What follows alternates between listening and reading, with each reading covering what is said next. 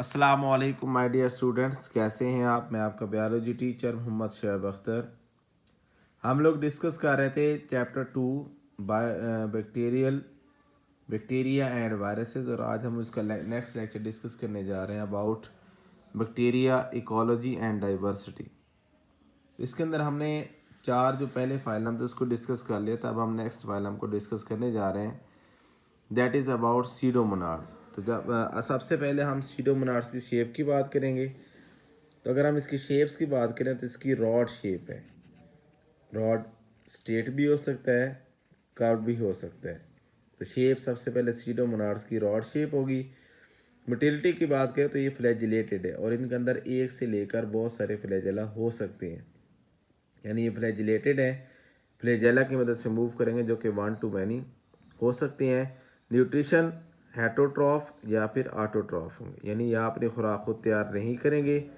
Autotroph का मतलब है जो अपनी खुराक खुद तैयार करें बाय फोटोसिंथेसिस या कीमोसिंथेसिस। इसके बाद सॉइल के अंदर आपको नज़र आएंगे डीकम्पोजर्स हैं। डीकम्पोजर का मतलब ये है कि ये इम्पोर्टेंट न्यूट्रिएंट्स को दोबारा से रिसाइकल करते हैं और डेड ऑर्गेनिक मैटर के ऊपर ये डिपेंड करते हैं। प्लांट पैथोजेंस हैं, डिजीज़ काज करते हैं इन प्लांट्स, और डी नाइट्रिफिकेशन में हेल्प कर रहे हैं, एड इन डी नाइट्रिफिकेशन।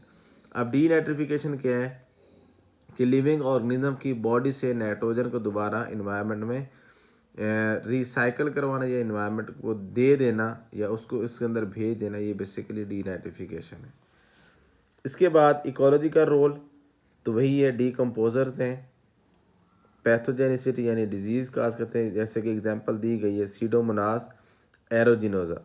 ये उन लोगों में डिजीज़ काज करता है जो कि पुअर, जिनका इम्यून सिस्टम पुअर होगा, यानी कि कोई फॉर एग्जांपल बर्न विक्टिम है, उसका इम्यून सिस्टम वीक है तो उसमें ज़्यादा चांस है डिजीज़ काज करने के। इसके बाद है एक्टिनोमाइसीट्स। तो सबसे पहले शेप की बात करेंगे तो ये फिलामेंटस है, चेन लाइक।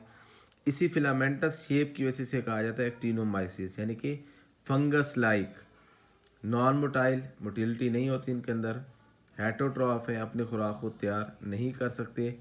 इसके बाद involve in formation of spore, spore बनाएंगे और नाइट्रोजन को फिक्स करेंगे। इसके बाद सोर्स ऑफ एंटीबायोटिक्स हैं और तकरीबन ये 150 एंटीबायोटिक्स एक साल में हम एक्टिनोमाइसीट से लेते हैं। जैसा कि एग्जांपल में बताया गया, टेट्रासाइक्लिन है, क्लोरामफेनिकोल है, नियोमाइसिन है, एरिथ्रोमाइसिन है। ये डिफरेंट टाइप्स की एंटीबायोटिक्स है जो हम बैक्टीरिया से ले रहे हैं। अब आपका यहाँ पे क्वेश्चन हो सकता है कि एंटीबायोटिक्स तो बैक्टीरिया के अगेंस्ट ली जाती है। तो बेसिकली बैक्टीरिया का दुश्मन जब बैक्टीरिया होगा तो वो उसके अगेंस्ट केमिकल वॉर करेगा, कोई एंटीबायोटिक्स बनाएगा, तो ये बेसिकली वो वाली एंटीबायोटिक्स की बात हो रही। इसके बाद इकोलॉजी का रोल की बात करें तो उसमें हमारे पास ये पैथोजेन है, डिजीज़ काज करते हैं, जैसा कि लेप्रोसी है, टीबी है। Leprosy due to mycobacterium leprae की वजह से होती है, और टीबी माइकोबैक्टीरियम ट्यूबरकुलोसिस, और ये नाइट्रोजन को भी फिक्स करते हैं। इसके बाद अगर हम बात करें नेक्स्ट, जो हमारे पास है नाइट्रोजन फिक्सिंग एरोबिक बैक्टीरिया। यहाँ पे वो हेडिंग मिस है, तो यहाँ पे बेसिकली वर्ड आएगा एरोबिक बैक्टीरिया। ये बेसिकली आपके पास रॉड लाइक है, फ्लैजिलेटेड है, मोटिलिटी और न्यूट्रिशन हेटरोट्रॉफ है। की फीचर में अगर हम बात करें तो ये ऑक्सीजन को यूज़ करते हैं फॉर रेस्पिरेशन। एजेटोबैक्टर की बात करें तो वो नाइट्रोजन को फिक्स करता है और ये वाटर और सॉइल में आपको नज़र आएंगे। इसके बाद ये फ्री लिविंग या म्यूचुअलिस्टिक।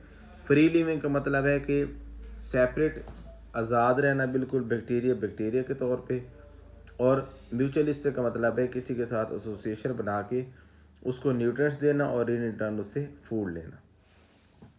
लास्ट में है कीमोसिंथेटिक। नाम से ज़ाहिर है कीमो, कि ऐसे बैक्टीरिया जो केमिकल्स के ज़रिए एनर्जी हासिल करेंगे, यानी फोटोसिंथेसिस के बजाय कीमोसिंथेसिस करेंगे।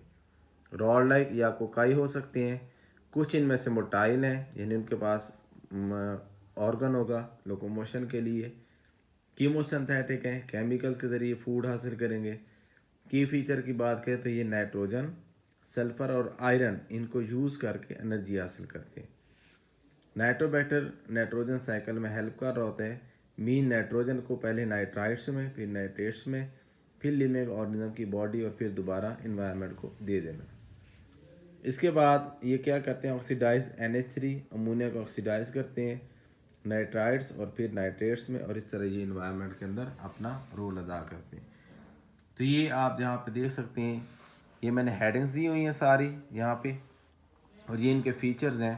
तो आप लोगों ने अच्छे तरीके से इसको याद करना है for MCQs plus short question point of view.